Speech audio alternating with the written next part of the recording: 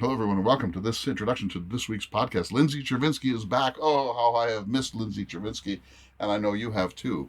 We've become very close friends. We've met now twice in person. We had a debate about which was the indispensable founding father in Vail.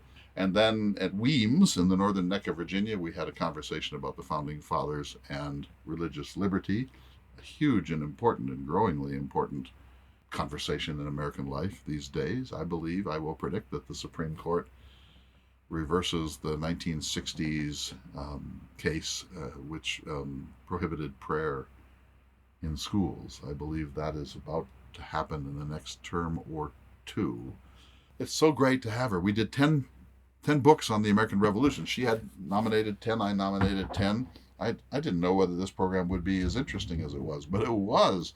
And so I named a bunch: Chernows, Hamilton, Joseph Ellis's, John Adams, Gordon Wood's, The Americanization of Benjamin Franklin, Merrill Peterson's, Thomas Jefferson, The New Nation, David McCullough's 1776. And she named a whole bunch of her own favorites, which I'm writing down, and she's going to send them to me. We'll post them on the website. We got into an interesting conversation about if you want to know about the American Revolution, how actually do you go about it? Well, you can read original source documents, and we're flooded with them thanks to the great digital revolution. And so you could now spend the rest of your life reading documents from the period 1765 to 1809. You could literally spend the rest of your life online reading documents about the founding generation, the American Revolution, the early national period, the meaning of the revolution, just from scanned, digitized original source documents. Amazing, that alone. Then there are all these books and new books all the time. And of course, we're about to see a flurry of them because 2026 is coming. And so in the next few months, there will be announcements of yet more books. So it's fantastic. And Lindsay is always just so much fun. We disagree on a few things, but not many. We basically agree on most things, except that I love Jefferson. But, that's neither here nor there. Anyway, it's so delightful to be working with her again. Anyway, just as I've said many times before, I feel so fortunate that we have Lindsay Chervinsky amongst us. Let's go to the show. Join our friends group, please. That helps us fund the crazy and wonderful things that we're doing. Tell your friends, of course. Join the book club. We still have 3 full books to read, and the ones the one that's already been partly read. Our next meeting is just a day or two from now. Those books, there are 3 to come, and so you can still get in on it. And the session that we had was recorded, and so will this week's. So you can join that. We hope you will. We're going to continue the book club after Christmas with a set of new books for 2026. It's all good, and it's getting hot. I'm sitting in this campground. It was cold last night. I actually turned the heater on in the Airstream for a short time. Now I have to just do a little tidying up here, and then I'm going to get on the road and drive about 3 hours to Miles City, Montana, to spend my last night, alas, out here on the Lewis Clark Trail. So let's go to the show.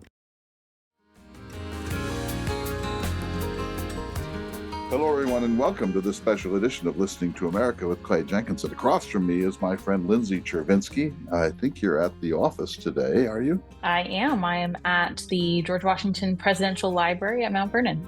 Now, Lindsay's the executive director of the George Washington Presidential Library, the author of several books, including most recently Making the Presidency.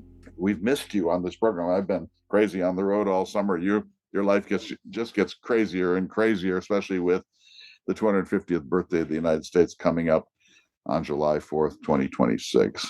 That it does. It is a good problem to have, that there is at least some good public interest, and as a result, lots of programs that are sort of coming up about it, but it does make the calendar a little bit nutty. I'm sure your dog Quincy gets very upset with you when you're gone too much. He gets so mad at me. He gets so mad at me. He protests. He throws fits. When I come home, he won't, he like Velcros. I say hello to him and I say hello to my husband, and then he'll like claim me he's like, I need a few minutes. He like won't let Jake anywhere near me for a few minutes because he's like, no, I just need a few minutes to like lie on her face and then it'll be okay. Does he punish you at all?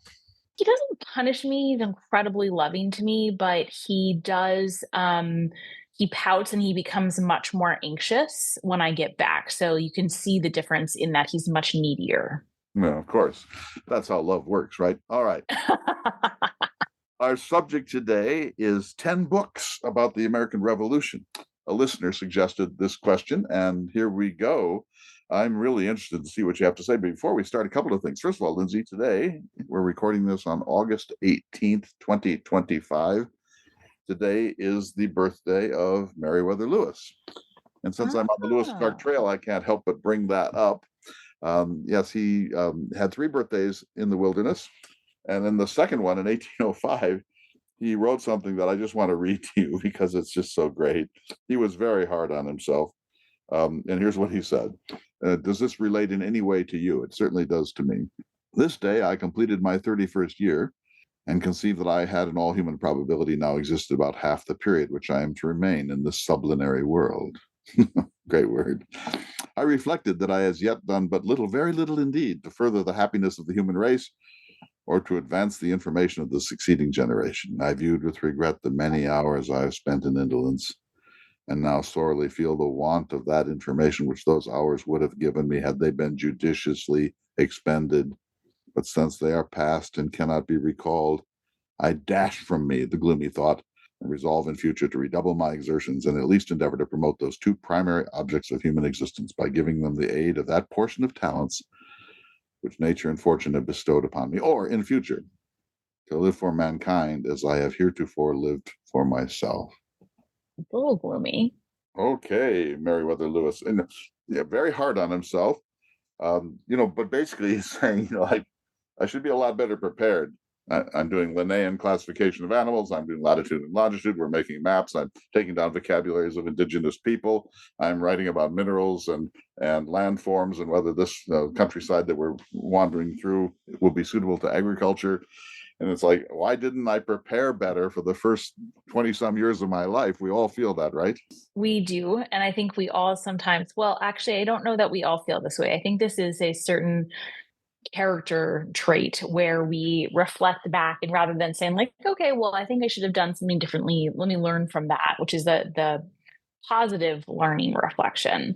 There's the negative reflection, which is I should have used that time differently, and therefore I will break myself for not maximally using all of my time available, or wasting time, or having fun when I should have been doing something else. And I think that is certainly a human emotion, but perhaps not always the healthiest one. So, do you belong to Group A? Life is good. I'm celebrating my birthday. It's all half full at least. Or Group B, like, oh, Jesus, I should have been so much more by now. Well, when it comes to birthdays, I'm in Group A. I generally like the annual reflections as an opportunity to kind of see what has passed and see what will come. I feel that way about New Year's Day as well. I don't particularly care for New Year's Eve, but I love New Year's Day. But when it comes to a day to day thinking about how I use my time, I generally am more in Camp B. Yeah, I think all people of your identification do. Scholars.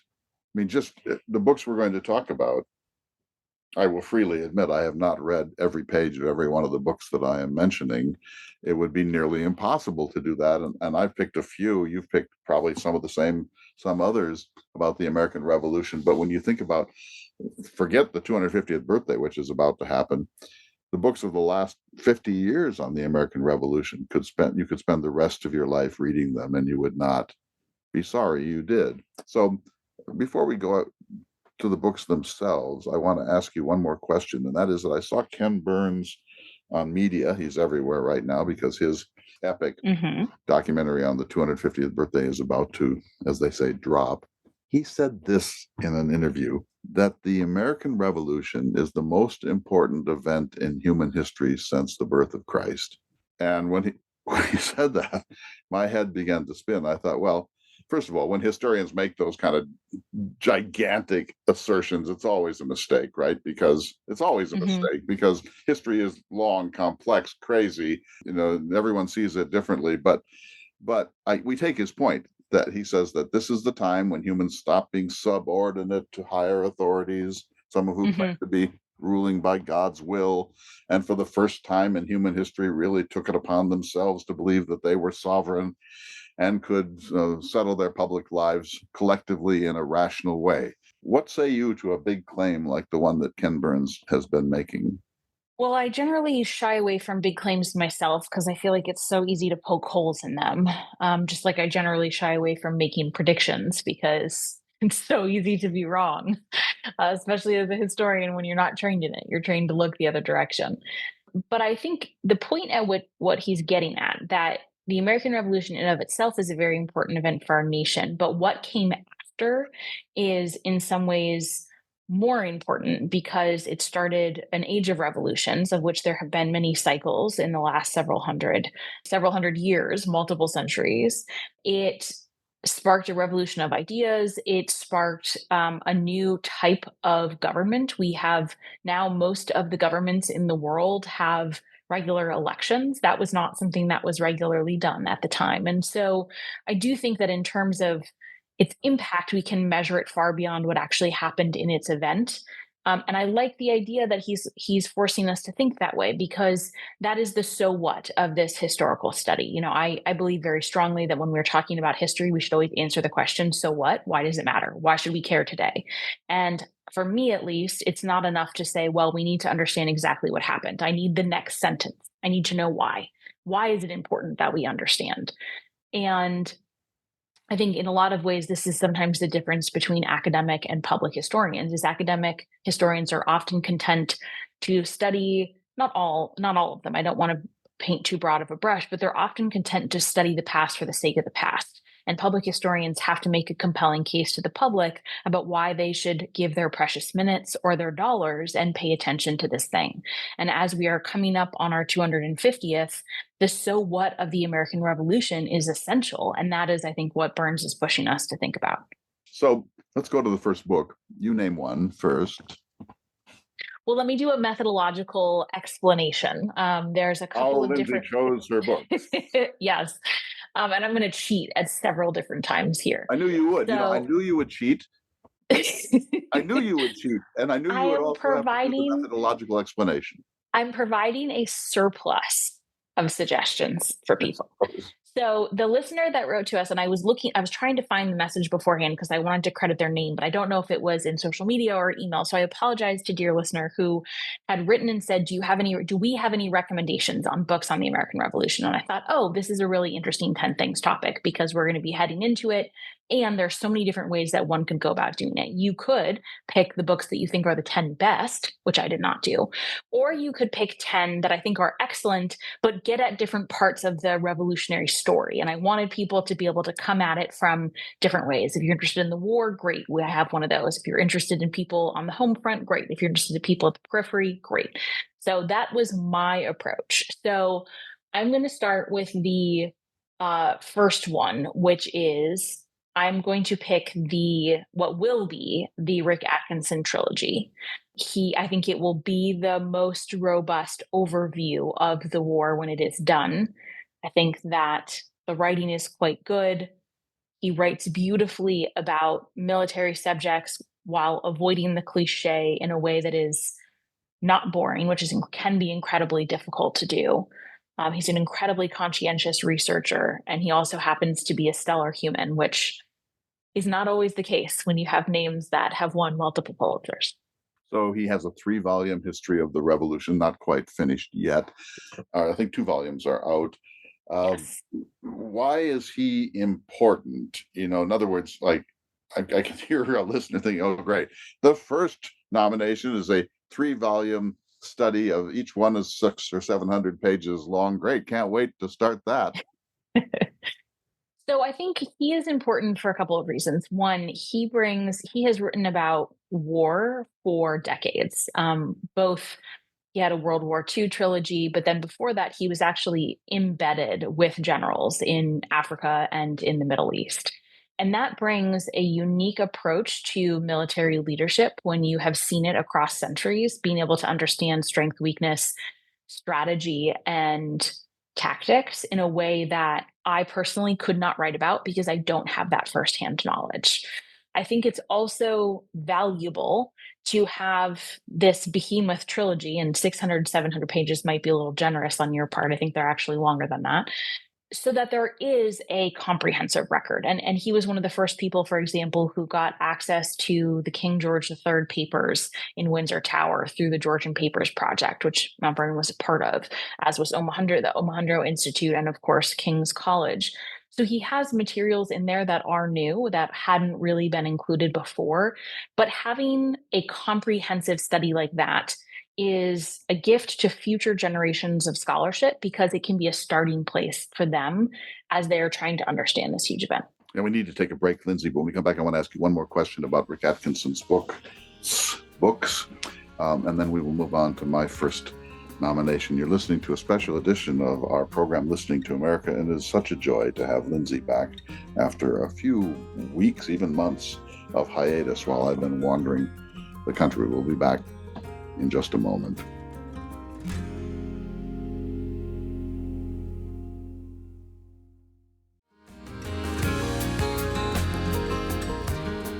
Welcome back to this special edition of Listening to America. Lindsay, you were talking about Rick Atkinson, his 3-volume epic, his trilogy. This book only will hold up, in my opinion. It's got to talk about the lives of women, the lives of common people, African Americans, both free and enslaved.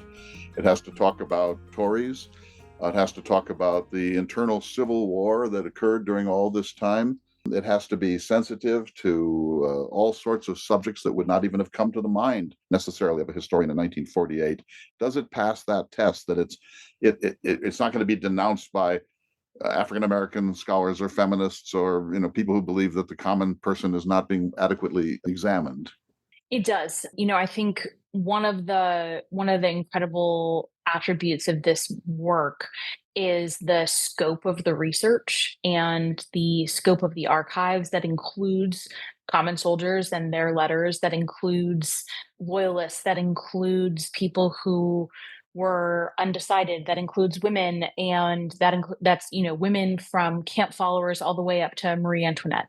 And that scope and that breadth is both a product of the research, but also the generosity of spirit in terms of citations. Rick is really good about reading other historians and citing them, and so I think it does hold up in that way. Not. I don't think anyone would read it and think, "Oh, this is a reactionary, quote unquote, woke book," but no one would read it and say, "Oh, this is a product of the 1950s." Excellent. 3 volumes, 2 of which are out. Although I'd like to keep talking about that, we need to move on. I'm going to name my first one. My methodology was a little different from yours. I'm thinking about the listener. I'm thinking about maybe they've never read a book on the Revolution. They are willing, but they're not wanting to just get slammed with too much too fast. And so I chose David McCullough's 1776. Because McCullough is such a brilliant public historian, that he's a great writer. You can almost feel the generosity of his spirit as you read the book. He likes slightly quirky things. He's amused by lots of this. He's fair.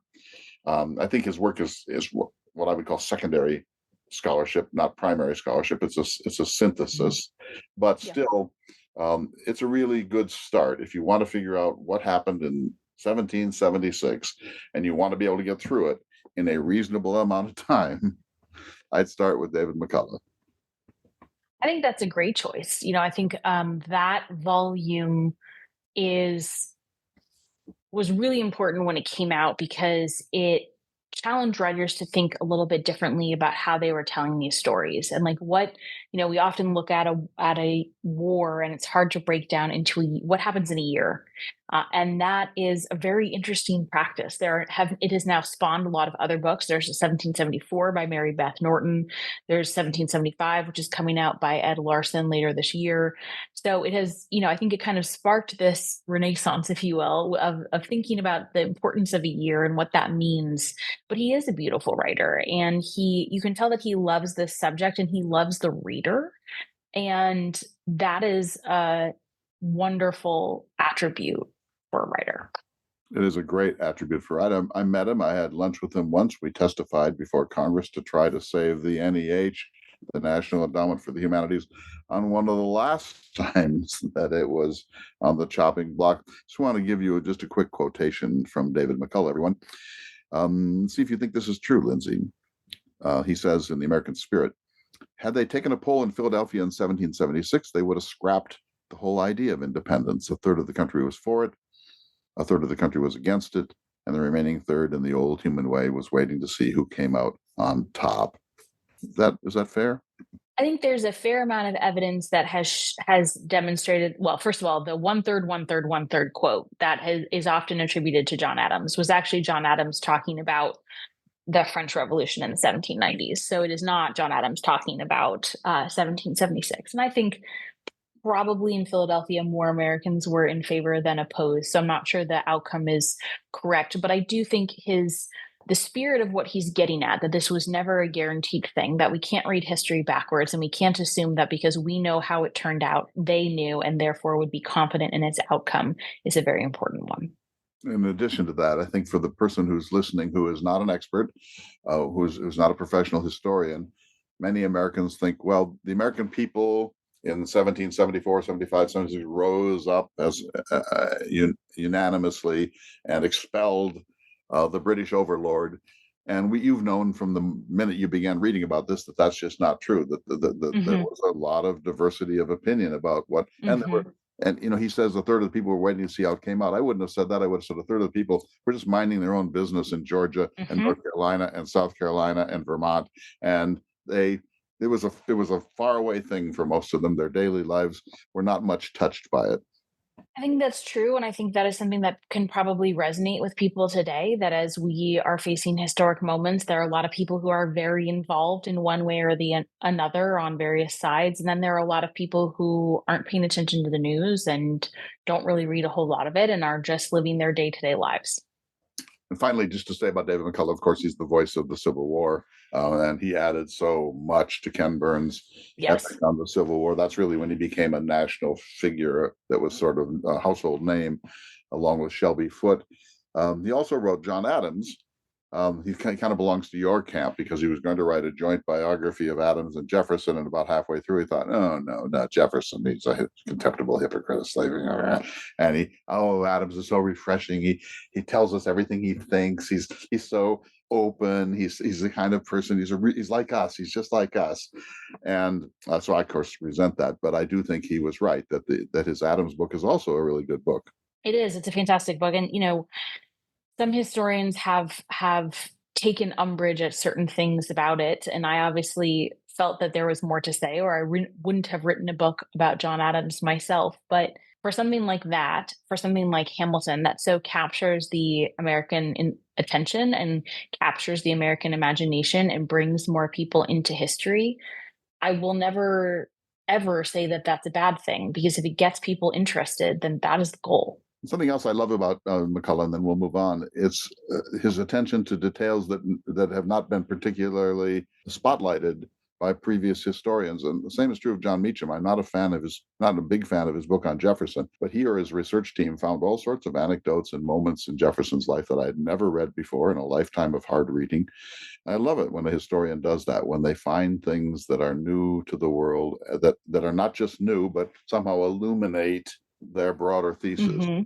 All right. Well, speaking of that leads me really nicely into my next book, which is called Minutemen and Their World by Robert Gross. And it was a book that I read. It's a very small, short volume. So it's very accessible. So as we're thinking about books that, a new reader might be interested in, it was one that I read a very long time ago, and it has stuck with me. It is a lovely study of the community of Lexington and Concord and the families and the people. These are average people that are farmers or tavern keepers or blacksmiths, or maybe some of them are merchants, but by and large, they're average Americans. And it explains their role in this story, especially at the beginning, and how they came about deciding to actually participate. And it is, if anyone has heard of the type of history that's called microhistory, this is the best kind of microhistory, because it is so colorful and so vivid, and the people are so real. And yet it gives us a really new way of thinking about something like Lexington and Concord that so many of us have heard of. I'm going to read that book on your recommendation. I don't know it, and I'm willing to be convinced. Microhistory is not as interesting to me as broader history. Usually it is not interesting to me too. What I love about it is when it can really tell us something, when it takes a community or a family or something and tells us about a much broader phenomenon. And I think this book does that beautifully. Say it again, the Minutemen. It's called The Minutemen and Their World by Robert Gross. Okay, and and again, I'm going to read it. Of course, I take your recommendations very seriously. I think the average American, when they hear Minutemen, Green Mountain Boys, Paul Revere, Jack Jewett, One with My Land, they're just kind of they're not that eager to hear any more about that. I've been hearing about it since I was in third grade, but this is a different kind of approach to that very moment that you're talking about. It is. It talks a lot about the relationships between the different people, fathers and sons, brothers, uncles, and it makes the revolution a family story in a way that is so important for us to understand. All right. So my next one, I get to trump you. I thought you'd get in before I did on this one. Gordon Wood. There's only one Gordon Wood, and Gordon Wood has a book called The Americanization of Benjamin Franklin. I take a more biographical approach to these subjects than you do, I think, at least for the moment. I am love that book. okay. Wait, you picked that Gordon Wood? Okay, I need to hear more. What do you need to hear more of? I mean, The Americanization of Benjamin Franklin is a book about how a man who was John Bull, Benjamin Franklin, suspected by some of his fellow Americans of being not quite with us in our revolutionary fervor, has a turn and becomes an essential figure not only in the winning of the war and the creation of the French alliance, but helps to define what it means to be an American. I think you might be a little skeptical. I'm not skeptical of the book, and I'm not skeptical of the argument. I'm skeptical only because he's known for two other books that are, I think, much more famous. And so I was expecting a Gordon Wood book, but I wasn't necessarily expecting that one. So his first book, which is The Creation of the American Republic, is probably I think his strongest intellectual book in terms of its contribution. The radicalism of the American Revolution is the one that perhaps the creation won all these awards, but the radicalism of the American Revolution is his most contentious because it sparked a massive debate. It was one of those rare debates that started with historians and then trickled out into the broader public about, is the revolution radical or is it conservative? And that's really what started that argument. So anytime you hear anyone, having that conversation, that is the book that started it. Yeah, you seized up a little bit when I mentioned Gordon Wood. I bet Ken Burns would say, it was radical. It was a radical departure from everything that came before. This was something new under the sun. In other words, he'd be channeling his inner Jefferson. Jefferson himself thought that July 4th, 1776 would be one of the pivotal moments in human history, and I do think it is. But you're saying that book not only started an academic debate, but crossed over into public spheres too. It did, and I should say that I have tremendous respect for the creation of the American Republic and even the radicalism of the American Revolution. I don't agree with his argument, and I'll get to that in a minute, but I'm of the camp that the revolution was a more conservative revolution. But I think that in terms of contributions, they're enormous. In his later years, Gordon Wood has Yep, I know where you're headed here. When his last book came out, and it was a collection of essays that Gordon Wood had published, he did a number of podcast interviews. And one of the podcast hosts noted correctly that Wood was among this incredible generation of historians, just truly incredible, and asked him who were the next great historians. And he said there weren't any. I can understand not wanting to play favorites and saying, there's so many, how could I possibly choose?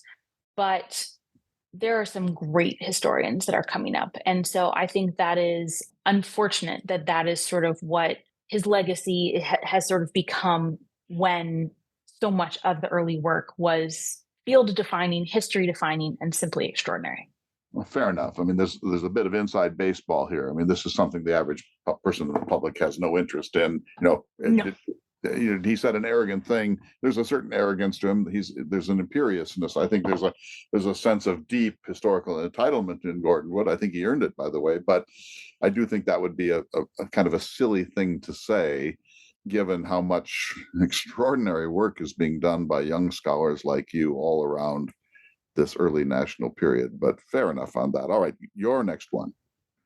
My next one, speaking of older legends, is Founding Brothers, and I did Founding Brothers because I don't think you can do a book on the American.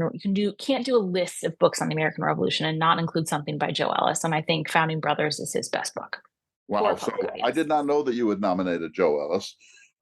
I know you have deep respect for Joe Ellis. I have the greatest respect for Joe Ellis. We're close friends. We met on the cutting room floor of Ken Burns, Thomas Jefferson, and were almost thrown out for heckling at one point, which I love. He's a heckler by nature, and I was his pal there at the back of the room in the editing booth in Walpole. But he's written a lot of books, extraordinary books. I do think Founding Brothers is a great book. I'm glad you named it. I didn't know that you would. And I'm glad you did. I'm really glad you did, Lindsay. My favorite of all of his books, I like a lot of them. I like His Excellency on George Washington. I like Revolutionary Summer, which is a great sort of particularist history of what happened that summer and how we nearly lost the whole thing on Long Island and at the tip of Manhattan.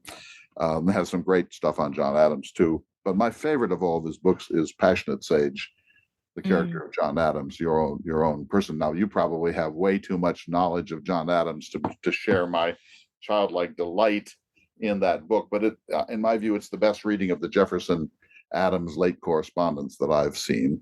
Anyway, I'm glad you chose Joe Ellis. So, and you think that's his best book because? Why?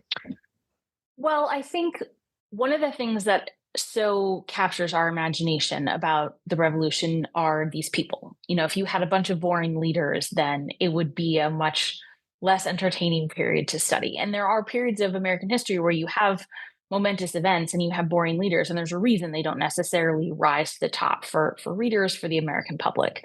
But when you have characters like Hamilton and Adams and Madison, and I would say Washington, even though people often think of him as more boring than others, you can't help but, if you actually get to know them, you can't help but be just endlessly entertained. So I love that he puts their relationships front and center. I love that he brings them to the fore. I read it for the first time in college as part of an American Revolution class. And I think it is a really great introduction to who these people were. And so if someone wanted to start somewhere, I think it's a great place to start. All right, I'm going to name one more. I'm going to jump the queue here because we have to go to a break in a minute, and this is not going to sound very good to you, but I wanted a book that looked at women and the revolution per se. I wanted to make sure that wasn't a secondary subject in a book, that it was a primary subject. So I picked Linda Kerber's Women of the Republic, Intellect and Ideology in Revolutionary America. I don't know how much you know about that book. I have never read it through, but I do like it very much, and I think we need such a treatment, right? We do. I picked a very similar one called Revolutionary Mothers by Carol Birkin, which explores the women in the revolution as mothers, as daughters, as sisters, as aunts, as wives, and critically as followers of the army camps. And so I think it's really important to have those two suggestions.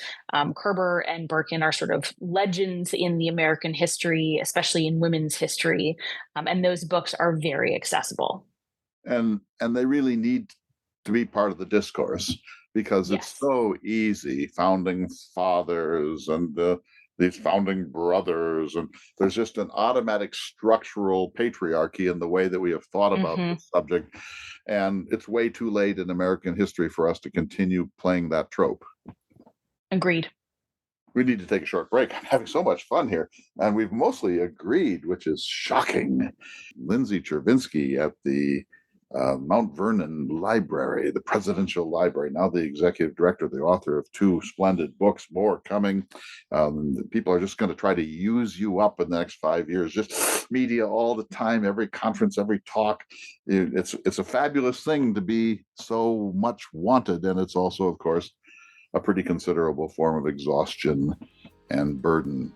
Take a short break. When we come back, I want to ask you for your next nomination in this list of 10 books on the American Revolution and why. Stay tuned, everyone. We'll be back in just a moment.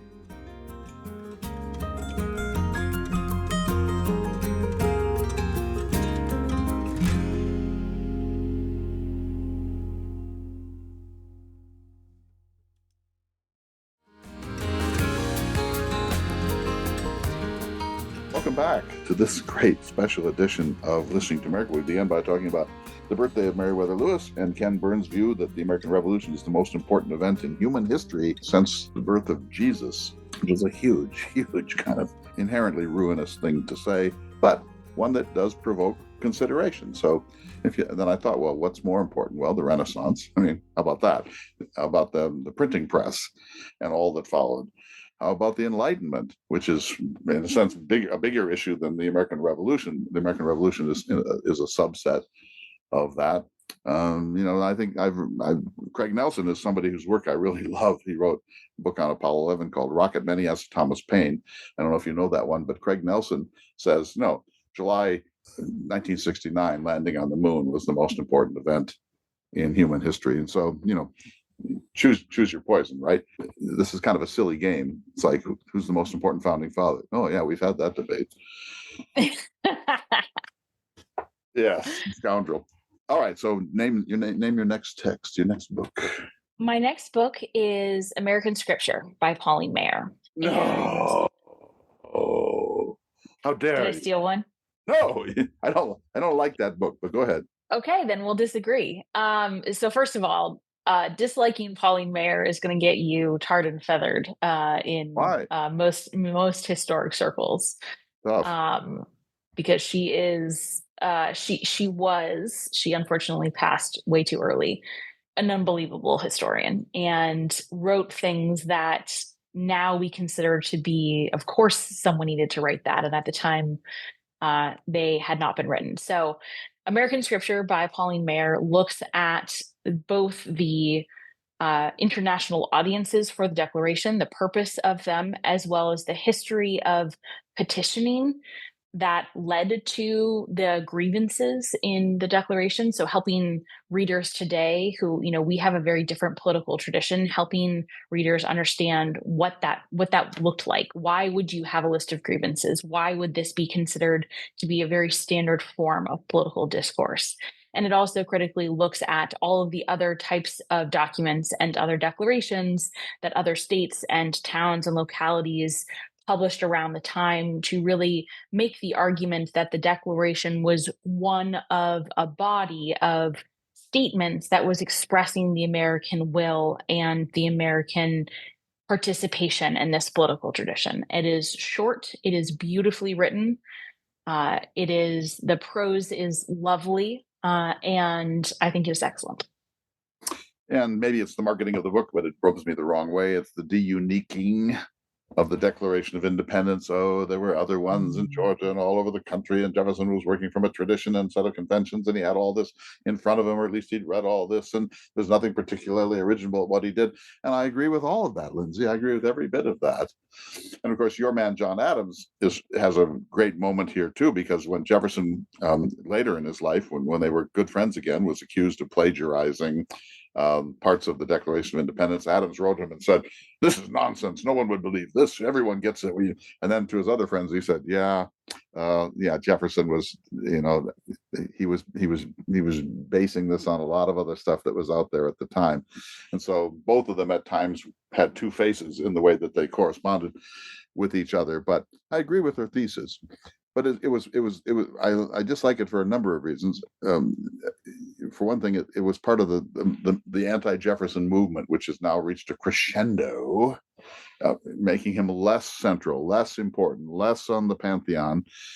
All important. You and I have been there many times before. We agree 100% on this, but it still rubs me the wrong way. Okay. I think you're wrong, but that's okay. We are allowed to disagree on that. We always we disagree happily, though. Yes, we do, and I think what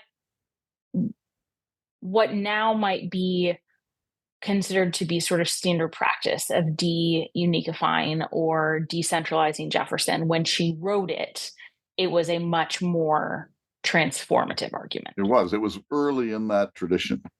Yes. And it was, and this had to happen because as I've freely admitted to you, and you agree, of course, that Jefferson really was a very shrewd operator, and he really found a way to dominate his reputation in American history right up Yes. until about the time of your birth. And we basically looked at the Revolution and the early national period and American purposes and so on through Jefferson's eyes. And we Yes. agreed with him about his enemies and the people that were not particularly useful and all of that. He really, I mean, you have to give him credit. He really shaped the way we've 100%. American history. And then once this is like a paradigm shift, it's like Thomas Kuhn, the structure of scientific revolutions. Once somebody got in there and said, not quite. It wasn't a unique statement. It was a collective Mm. American statement.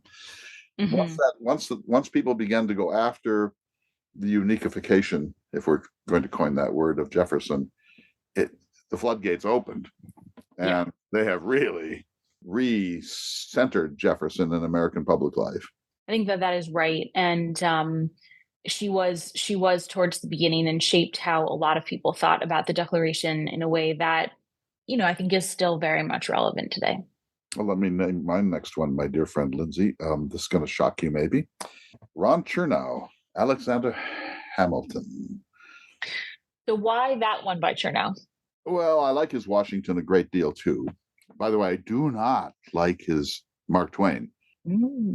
I read that thing. Why? I love Twain, and I thought, when I saw it in a bookstore, I thought Ron Chernow, arguably our greatest biographer of this time, who apparently is indefatigable in his energy and research, has now written a book on Mark Twain, who is a very important figure in my world. And so I read it greedily, and I was so disappointed with it. He masters all the details of Mark Twain's life, of course, but he doesn't seem really to get the genius of Samuel Clemens. He doesn't Mm. really seem to understand why Mark Twain is so incredibly powerful and Yeah. insightful. And I was really surprised by that. But your question was why Hamilton? Well, I didn't choose Washington because I like the Hamilton book better. And I think that Jefferson had two great antagonists in life, if you want to call them that. One was Hamilton, the other was Adams. I think the Jefferson-Adams debate is a more important one, but I don't think you can understand this period without thinking about Alexander Hamilton. No, you can't. Let me circle back initially to what you said. It's so interesting because I listened to an interview with Ron Chernow and I came away really feeling like he did grasp the magic. So maybe it was a challenge of how do you write about someone whose writing was magical? Like, how do you actually capture that in words? I'm very interested to hear that you like Hamilton better. I certainly think it's the best one volume book on Hamilton. I think a lot of people who've read both like the Washington one better. It's interesting. I mean, there's obviously a lot of overlap between the two. And I agree with you that you cannot understand this period without understanding Hamilton, both because he was such an essential force to the Continental Army for a long time. He was such a foundational force to the foundation of the early republic, everything from the Constitutional Convention to Washington's presidency and our financial system, but also then for the bogeyman that he became as the head of the Federalist Party. And Hamilton deserved a full, sympathetic, but rigorous treatment. And, it's a 900 or 14,000 page book, but it reads really well. You don't get bored reading about Hamilton at that length. I got bored reading about Mark Twain at that length. The Page typesetter and the Grant autobiography, and so on. I want every author to get at the heart of the person they're trying to get at. Anyway, that's neither here nor there. You don't have time to read Mark Twain because you have a zillion other things to do. But if you did, I think you might agree with me. Anyway, I do think anything by Ron Chernow is worth reading. I don't know where he's headed next. Do you? I don't think he has announced it. I think he is still playing that one close to the vest. All right. So it is your turn. You are up, my friend. So my next one is called Independence Lost by Kathleen Duvall. Yes. This is a excellent book by an excellent historian, and it looks at people who are sort of on the periphery of the revolution, so who are in Florida and the Caribbean, and some are loyalists, some are former enslaved, and kind of some are Spanish, kind of all over the place. And it makes the revolution global, but in a very interesting way. Sometimes when you talk about a global revolution, it can be hard to have the people, and you really need those individual stories to make this type of thing come alive, which is why so many of our books have really focused on individuals. And so what I love about it is she takes, a handful of people and explores the global dimensions to the revolution, but also what happened afterwards and the impact in a way that is beautifully written. It's very colorful and lively. It won a bunch of stuff, so it was very well regarded and brings, I think, a different dimension to some of the books that we've talked about. Even at the time in 1776, Abigail Adams is writing to her husband saying, I ask you to remember the ladies. Mary Wollstonecraft is writing in England saying, some revolution, white males, is that it? Is that all you got? African Americans were saying, hey, as long as you're liberating mankind, humankind, how about pay attention to this subject too? Not to mention white people without property or Native Americans living on the periphery of. So there's so much that is not in the standard view of the American Revolution that has to be part of the larger mix. And these books, I always sigh before I read a book like this, because I think, okay, yes, I agree. Yes, I agree. But I'm not as interested at times, and I know that's on me. But that's a really good book. That's a really fine It is. piece of It's a work. really good book. I think it because I agree with you. I often, and I think to a certain extent, everyone has their own interests, which is why it's good to have lots of different types of historical books, because not everyone's interests are going to be the same. And I think it's good to stretch our minds, and it's good to force ourselves to read things that push our boundaries a little bit. But it's also okay to say, like, I also really enjoy this. And this is a type of book that if you really enjoy the sort of founding brother story of the revolution, I think you'll enjoy this too. Excellent. Okay. We're almost out of time. Okay. My next one is, and this, I'm kind of cheating on the chronology here, but this book is so amazing. It's called A Midwife's Tale by Laurel Thatcher Ulrich. Laurel took a diary of a midwife in New England and told her story, and it spawned a movie.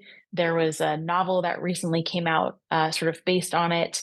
It is an amazing book, and it tells us what life was like, sort of for an average person before the revolution. But it is, I remember sitting there in graduate school, and in graduate school, you were supposed to what's called gut a book. You read the introduction, the conclusion, maybe you read the opening paragraph of every chapter, and if you have extra time, you read the topic sentences. I could not put this book down.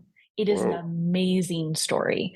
And so highly recommend that. It's a little bit out of left field, but it's an amazing story.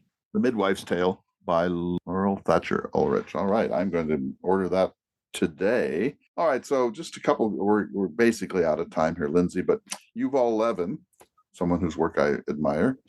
Yes. The Great Debate, Edmund Burke, Thomas Paine, and the Birth of Right and Left. And I think that book is important to me because we see how quickly ideology started to trip up the revolutionary moment, and how that the debate between Paine, The Rights of Man, and Burke's Reflections is one of the texts that you have to come to terms with, the pair of them, about how do we see revolution: gradualist, sudden, violent, evolutionary. What's the right way to change a society? And Burke's view is the best way to change a society is conserve all that is good and reform it carefully. And Paine's view is, as you know, we have it in our power to begin the world over again. Let's just scratch it all out. Mm-hmm. Yeah, I love Yuval's work. I think he is incredibly smart and interesting, and is a unbelievably principled conservative, which is always really helpful to have that perspective. All right. Do you have more on your list? I have so many. So I really enjoy, Nick Bunker has written a number of books about the revolution, which I think are super fascinating. His Empire on Edge is a really good one about the start of the revolution. But I think really anything that he's written is quite interesting. And then if readers will forgive me for a slightly more erudite inclusion, but I think it's so interesting, is what's called The Marketplace of Revolution by T.H. Breen.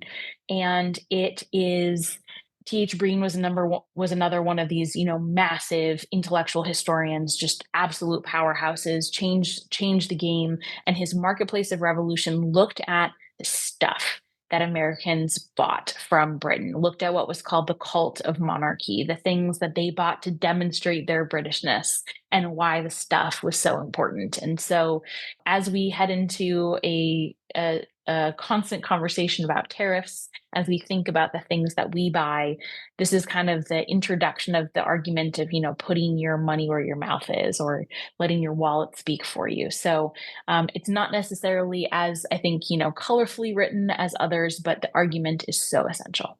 All right. Now, no one's going to read all this. If our listeners are going to say, yeah, but Lindsay, just name one. Just name one book. If I only have time for one, just, Lindsay, name a book that will get me into the conversation that's going to be unfolding here.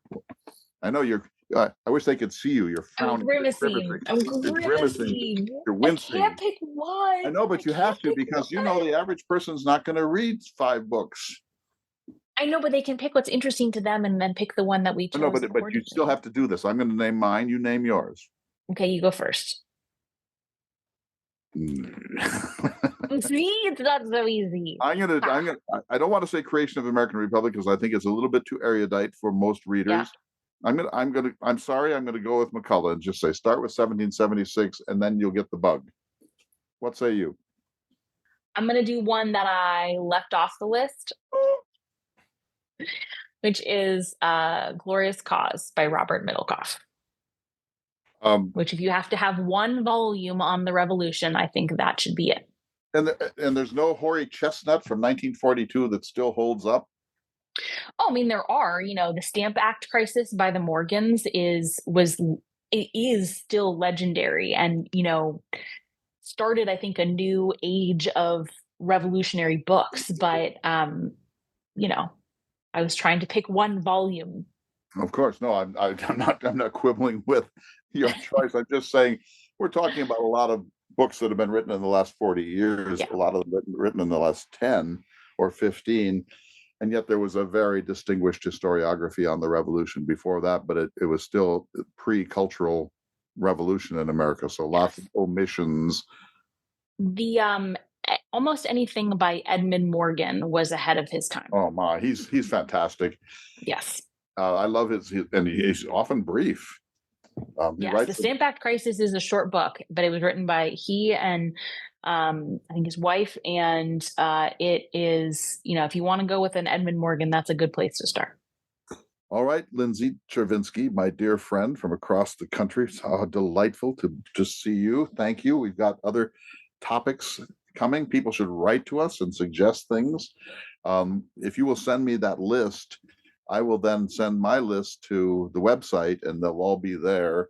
And then we'll encourage people to let us know what they think of such books. What are you going to read now that I recommended that I'll tell you what I'm going to read that you recommended. I'm going to start with The Midwife's Tale, because it sounds like it's so spectacular and it's something I know nothing about. What are you going to read based on this conversation?